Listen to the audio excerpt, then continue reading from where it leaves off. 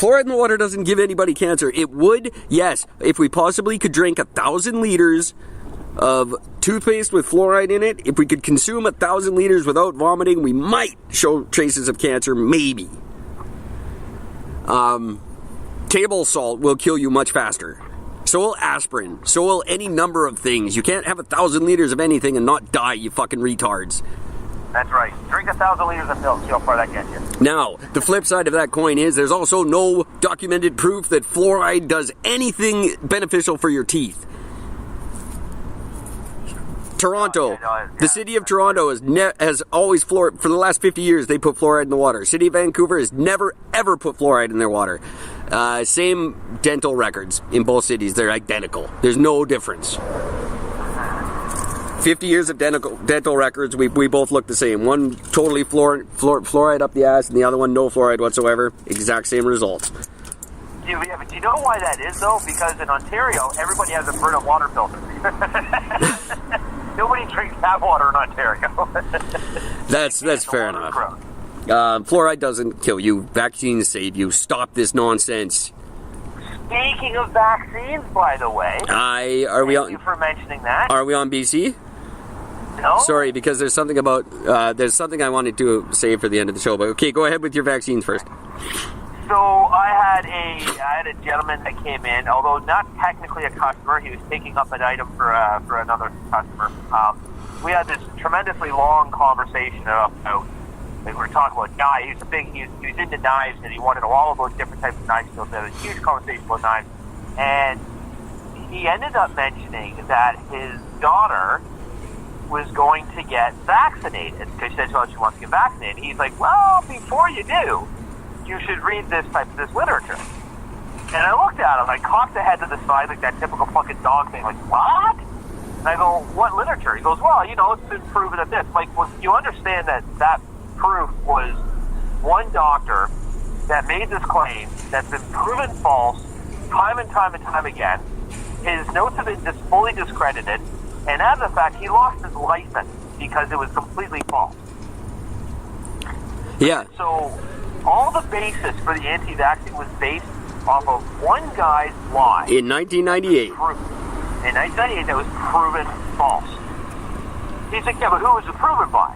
I'm like, scientists. People who study shit for a living, accredited doctors, like people that you're supposed to be trusting because this is what they do for a living, not some random dude who's just trying to make a name for himself. Yeah. He goes, well, this isn't something we should really be getting into. Yeah. I look at my phone, I said, that's because you don't have a whole lot to stand on, do you?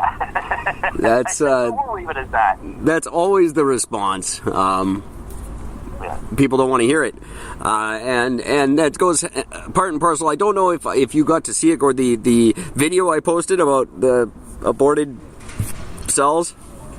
Yeah, so I absolutely did. I watched that with a great interest. Yeah, that was great. It doesn't insult anyone. It doesn't say you're stupid for what you believe. It just points out the facts in a very layman's terms, simple to understand way, the actual facts regarding that. So you can quit freaking out about it. And this isn't me and Gord being just extremely opposite for the sake of being contrary. This is just the facts as they are. And it's not mean. It's not the way flat earthers tell me I'm stupid and wrong every day. This doesn't tell anyone they're stupid and wrong. It just points out, look, this is what actually happened. Now make your decision based on that. You know what else that video didn't do? That video didn't call me fat. Isn't that weird? No. That was strange. I was very shocked about that one. No fucking Catholic fucking tells me I'm fucking insult me personally. That was just spectacular. Yeah. Now, every once in a while, it happens. It's actually happened a couple of times where you and I will say something on this show, and then it'll happen. And it makes me wonder if occasionally someone who matters actually pays attention to us. And it would be so freaking cool to find out that were true. John Horgan and the NDP government announced that they will be the first province, and they are doing this. They're actually going forward with it. They're going to be the first jurisdiction in our country that is going strictly non-patented versions of prescription drugs. They are opening up the market to all the generic drugs. Therefore, for all our pharmacare plans, anything we can't afford, well, now we fucking can in BC. They're doing exactly what we called on them to do in, I believe it was January. How about that? This is going to... Gord, we're right. This is going to reduce the costs provincially of something like $900 million. It's going to be like that much cheaper for drugs. All those drugs that were out of reach for certain people, they're not anymore because you can get the generic one, which is exactly the same. And now doctors have to look for that for you. In Ontario, I don't know if it's the same as BC, but in Ontario, whenever I go to the pharmacist to get drugs, rarely do I ever get name brand. It's right. It's been like that for fucking years. Right. That was one of the big things, and it's always and the pharmacists themselves have been the ones that have been. Look, I mean, I can give you this, but this is the same thing, and it's dramatically different. Right. They don't have to do that. No, the only time that wasn't true was when I worked for this company called Johnson Controls, where I had this stupid drug plan where my all prescriptions, no matter what they were, cost me, I think it was 60 cents. Wow. And I'm still trying to figure out why bother having a cost at all if you're only going to charge me 50 cents. Like, what's the fucking point? Well, just because they got to charge something. Cents. You're not saving anything by only charging me 60 cents. It just made no sense. Yeah, that's funny. Less than that, I can't remember. But yeah, I just remember being really fucking very strange. But now all like medical plans have to cover the generic one as well. So no more of this, I can't afford it crap. Because the generic ones are always so ridiculously cheaper. And this is, I'm going to say, good on you, number one, BC government. That's the first good thing I've heard about you at all, ever. So I credit where credit's due. You're getting that right. I think you should also give credit where it's due, that this is all because of Gord. Gord made this happen. That's right. We know the truth. And it fits perfectly in the timeline. That's why we spoon-fed it to you just before the kickoff of the campaign. That's right. You're welcome. And if you win, all very, very welcome. If you win over the BC Liberals in the next election, in the next provincial election, then I hope you'll give Gord his comeuppance. There we go. I hate that word. I don't like saying it, but it just always sounds like wrong. Like it does. It's supposed to be me. Comeuppance. The best I can equate that to is vomit. Yeah, exactly. Yeah. Oh, you got comeuppance all over the rug. The dog comeuppance. So I thought that was very cool, and in all seriousness, I genuinely believe someone said something about us. Well, never surprises because it happens a little bit too fucking often. So it really does, and keep telling your friends, keep telling everybody, listen to the show. These guys are going to change the world, and yeah, we will, for better or worse. That's not for me to say. That's for history to decide. But it'll be better for us. It'll be better for us, that's for sure. And as long as you, as I said off the top of the show, as long as you subscribe to everything I say and believe everything I tell you, it'll be better for you too. Maybe. Exactly. Maybe. You heard about what happened in, I believe it was Colorado, right? With they put a cap on insulin. They put a cap on it? They put a cap on a dollar cap on insulin, saying that you cannot charge anything more than this amount for people to get insulin. Well, that's good, especially since they're going to start charging more for fucking sugary drinks. Right. Sorry. Well, here's the thing that pissed me off about it. Do you know what they put the cap at? No. A fucking $100. Why?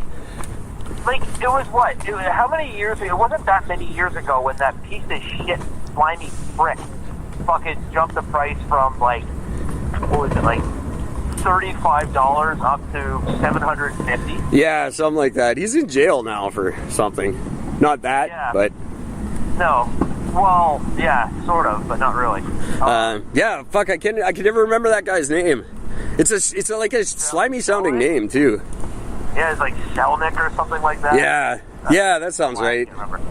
And by the way, that fucking guy, just as a little side note on that little slime bag piece of shit, he also fucking paid like an exorbitant amount of money to own that Wu-Tang Clan fucking album that they released. One album of. Right. Never released to the public, and he fucking bought it and then fucking stashed it like a true jerk-off would. Doesn't release it to the public. No, fuck you, I got it. Now, They ended up redigging. They ended up getting the album back from him. see, unfortunately, I come up on a very contrary position on this, man. Because if you have the proprietary right to something, you can charge whatever the fuck you want for it. When it's a life-saving thing, no, you shouldn't. You shouldn't. You absolutely shouldn't. Yeah. But you can. And that's something that should be changed. That should not be allowed. See, I don't know. Life-saving medication should not be made for profit. Plain and simple. If it's life-saving medication, it should not be made for profit. Sorry, I don't know why it's everybody's noisy fucking no muffler car piece of shit drive up down the street day. It's generally the quietest place on earth. I do apologize. I hate those fucking people. That's something that should be fucking banned. Yes, it should. I think Harley noise is the most offensive thing in the world. See, I love the sound of a good fucking raging Harley, but I don't like the fucking sound of a raging Harley at 1 o'clock in the fucking morning when you open up the fucking motor and go past my head. Yeah, and your 73 Chevette with no catalytic converter doesn't sound like a Harley. You just sound like an idiot. And if you got a fucking Honda fucking CRV with your fucking 19-inch fucking exhaust pipe at the back, you just sound stupid. Stop it. Now, The other idiots look at you and go, oh, that's cool. No, you're a it's not. You know what? I look at you and I think you have tiny balls. That's all I think. Yeah. I look at you and I assume you're a rapist. Even if you're a guy, I look at you and think you have tiny balls. And if you're a girl, I look at you and I think you have tiny balls. Either way, it's not a good thing. No. Equally offensive. That's right. We'll talk about being offended again later too. I mean, maybe not tonight. We're really pushing it here. Now, Gord, you're absolutely right. Should life-saving medications not be proprietary? Absolutely, they shouldn't. But they can be. Right. That's just the way. And if that changes, then they can't be. But if I have they have to stop. That bill stops instantaneously. The cost to produce those drugs. Once the drug is produced, they get their money back really quickly because so many people need it. Oh, of course. Everybody can afford it. You get your money back that much faster. Oh, definitely. You know, this is the thing that big business, government, this is the thing that none of these fucking companies, same with gas companies, this is what none of these fucking people understand. If you ever notice, gas companies is a prime example. When do they get the most business? When gas prices are low. Yeah, exactly. When are they making their most money? When gas prices are low. You don't make a ton of money off gas, but like these gas stations don't make a ton of money, as you know. But you can't sit there and fucking say, okay, we're going to jack the price up from, I don't know, $1.15 up to $1.26 overnight.